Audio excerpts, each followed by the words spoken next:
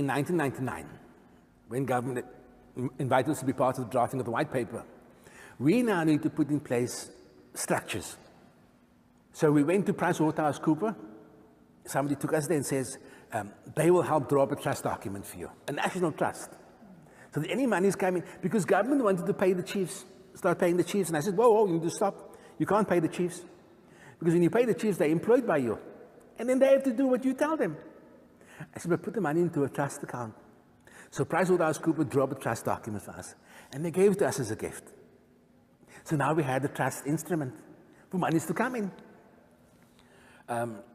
People started using that trust document, getting funding, and they misappropriated that funds for themselves. So I went back to PricewaterhouseCoopers. I says, I need a copy of the trust for me.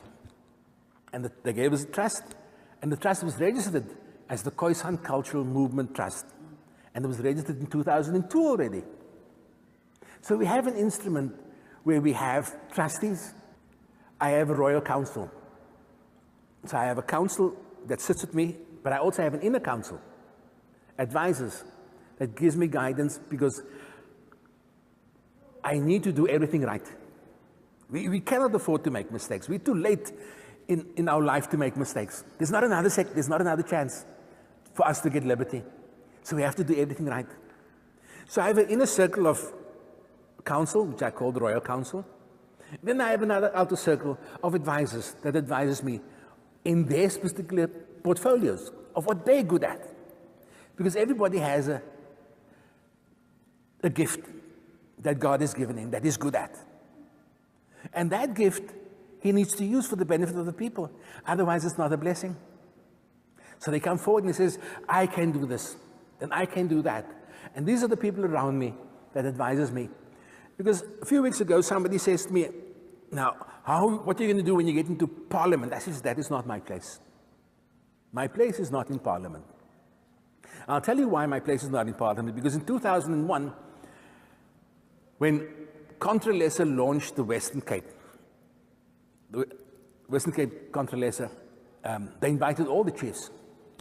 And their constitution says that you can only be a member of Contra Lesser if you're a bloodline leader. And I was the only Khoisan chief there at the time. And then they appointed me as the vice president of Contra Lesser for the Western Cape. And I was excited about it because now I'm part of an institution that was established in 1994. I was part of the national AGM. I was the only Khoisan person. And they spoke their own language, and I didn't understand it. And I felt I didn't belong. They didn't make me feel belonging, like I should belong there, because they didn't speak my language. And then, when they heard I'm going to the United Nations, they said, can you please represent us at the United Nations because we're not registered at the United Nations, because they don't acknowledge us as Aboriginal people, because they're not. I spoke to Patakilo Lamisa a while back, and I said to him, you need to understand that you are not the indigenous people in South Africa. The Khoisan are the indigenous people. I said, oh, you are indigenous to Africa, without a doubt. Indigenous to Africa, but not South Africa. South Africa is the Khoisan people. So I told them, I cannot go sit in Parliament. That is for politicians. A wise king told me one day when Thabo Mbeki was in our presence, and he said to me, that's my child. The people chose him to govern, so he must govern the people. But as a king, I must rule a nation, and party politics has no part in ruling a nation. You have to rule a nation with love and with kindness and with truth. But truth spoken with kindness. There's an old saying in life that says, truth spoken with kindness frees much more than it hurts, because truth spoken with aggression becomes a curse. I often say to people, the staff that I have, my grandfather taught me how to fight with a kiri since I was 13 years old. I know how to fight with a kiri. I can, but I don't, because I have love in my heart. The red is the love and the vibrance I have in my heart to share. And the white is the peace I offer you. And the gold is the truth that I speak. And these beads are made of seeds, so I preserve life. And the truth is I'm a valiant warrior. I fear nothing other than God. So ek is nie bang vir jou nie. Ek skrik nie vir jou nie. But I love you.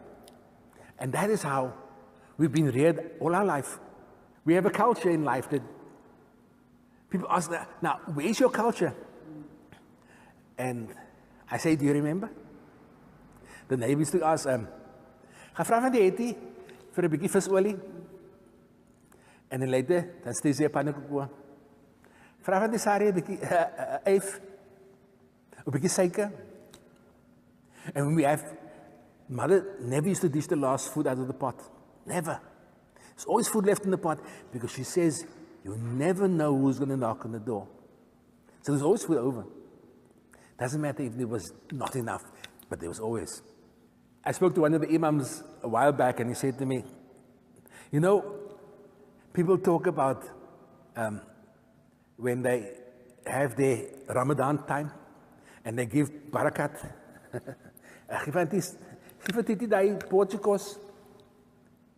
It's not a Muslim thing. It's a Khoi thing. It is part of a culture that we all are part of and belong to. Sharing and giving and being kind, and loving one another. It's godly values that we have, but we've forgotten that. And this is what we need to reinstill back into the people. They've lost the love for God. They've lost the spirituality. They are so angry with life because they've been deprived for so long. And all we're saying is, stop. Just stop. A wise man told me one day, he says, in life we must make wise decisions. But to make wise decisions, we must become quiet.